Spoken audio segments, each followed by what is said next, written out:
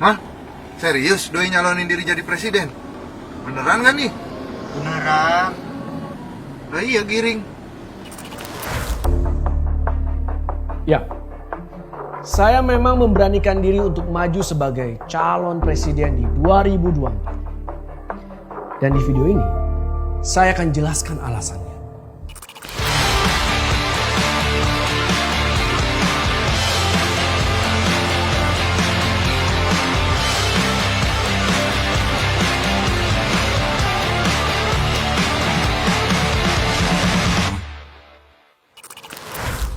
Saya sadar ini gak akan mudah.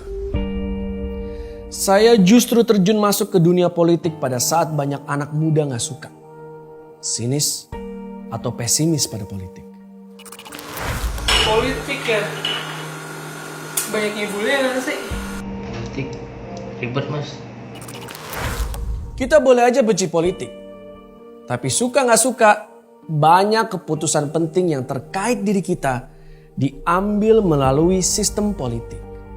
Contohnya nih, kalau ada kepastian hukum, efeknya dunia usaha bisa tumbuh dengan baik.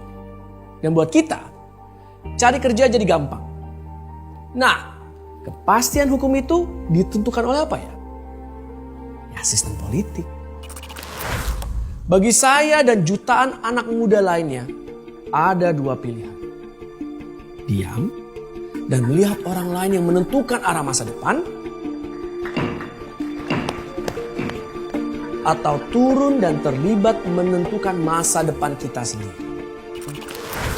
Saya memilih untuk turun dan terlibat.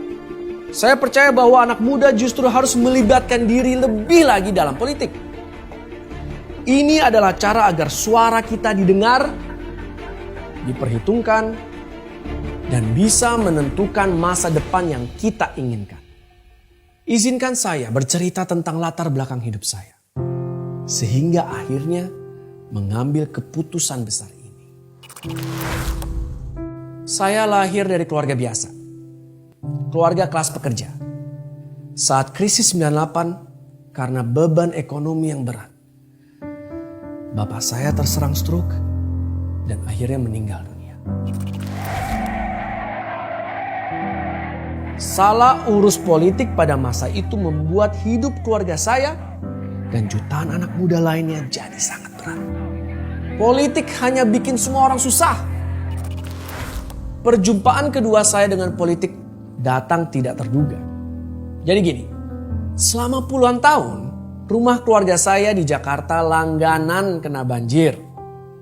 Tapi tiba-tiba tahun 2015 saya dan tetangga saya heran. Kok sekarang gak banjir lagi? Aneh juga ya. Ternyata selama ini kita terbiasa dengan banjir. Jadi begitu gak banjir, seperti ada yang hilang. Sejak itu, saya mulai memperhatikan ada banyak yang berubah di sekitar saya. Ada pasukan oranye yang rutin membersihkan sampah. Ada juga pasukan biru yang membersihkan sungai. Ketinggalan mas, itu mas, satu mas tuh. Wah, tuh mas. Ini hasil kerjaan Mas Giring harus diangkatin. Siapa? Habisin! Habisin! Habisin! Habisin! Sebelumnya, berpuluh tahun saya dan jutaan orang di Jakarta percaya bahwa kota ini gak akan pernah berubah. Mulai angkutan umum yang gak tertata, pelayanan publik yang lambat. Semua ini dianggap takdir yang harus kita terima menjadi warga ibu kota.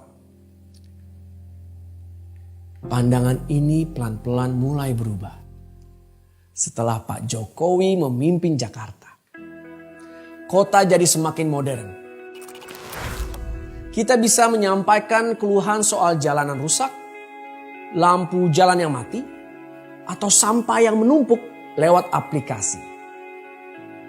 Penggunaan teknologi seperti ini bisa membantu menyelesaikan keluhan warga yang selama puluhan tahun cuma jadi tumpukan berkas laporan di kantor pemerintah. Bus-bus modern yang nyaman menggantikan bus-bus lama.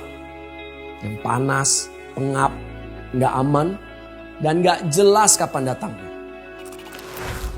Dulu, Kalau saya naik bus yang sepi, pasti was-was.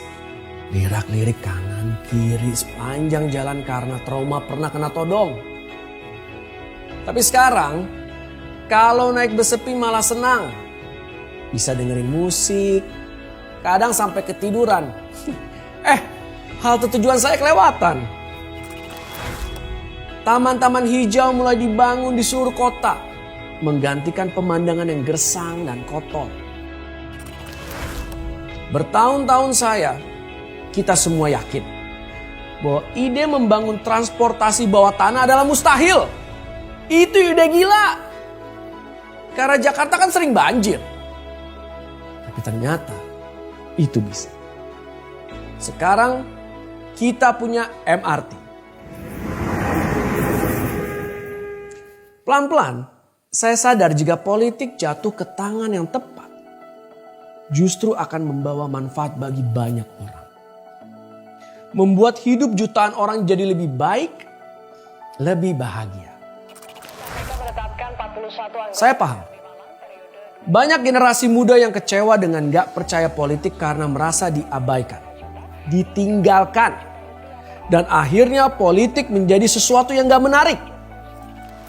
Pertanyaannya, kalau kita merasa diabaikan dan ditinggalkan, apakah kita akan diam? Buat saya reaksi yang sebaiknya diambil justru melibatkan diri supaya politik jangan jatuh ke tangan yang salah. Jatuh ke tangan orang yang gak ngerti kebutuhan, tantangan atau bahkan aspirasinya berbeda dengan kepentingan kita. Kaum muda. Kita sekarang sudah punya demokrasi.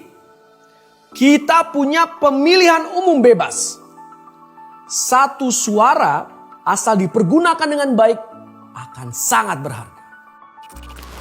Karena nanti di 2024 lebih dari setengah jumlah pemilih adalah kita, kaum muda. Perlu kita sadari korban pertama dari setiap kegagalan politik adalah kita, anak-anak muda. Karena anak muda punya masa depan yang lebih panjang. Kalau kita gak peduli pada politik dan gak mau terlibat, sikap itu justru akan membuat politik diisi orang yang salah. Bismillahirrahmanirrahim. Karena itulah, saya, Giring Ganesha, memberanikan diri mewakili generasi saya untuk maju sebagai Presiden Republik Indonesia di 2024. Izinkan dan beri kesempatan kepada saya untuk melayani seluruh rakyat Indonesia. Saya percaya kita akan bangkit berdiri untuk Indonesia yang semakin jaya. Itulah cerita saya. Cerita yang akhirnya mendorong saya berani untuk maju. Kita semua punya cerita tentang kegagalan, rasa sakit, dan perjuangan untuk bangkit. Dengan berbagi cerita, kita dapat saling menularkan semangat supaya tidak putus asa dan supaya bisa bangkit dari kegagalan. Saya sudah berbagi cerita. Sekarang, kirimkan cerita kamu dengan hashtag Indonesia Bangkit. Mention saya di Facebook, Twitter, atau Instagram. Kisah kamu akan saya tayangkan di media sosial saya.